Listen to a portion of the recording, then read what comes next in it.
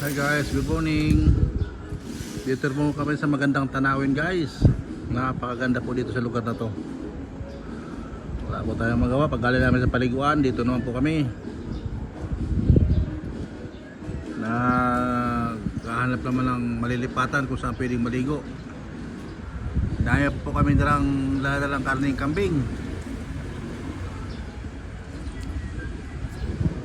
So guys, parang paano naman namin ito maligo. Tinitingnan namin yung lugar na yan. Napakaganda po, maluwag, malinis, at maganda ang mga kulay ng dahon.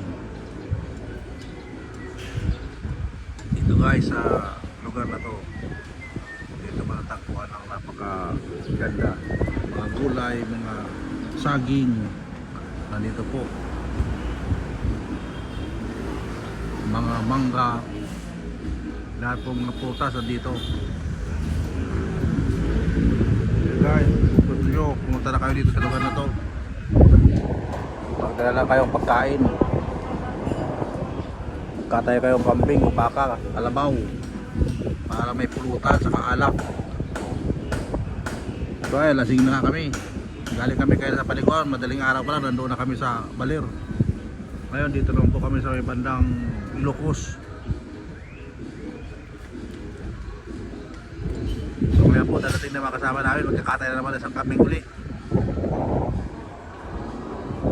Dami, sawa-sawa po kami sa karne, pulutan.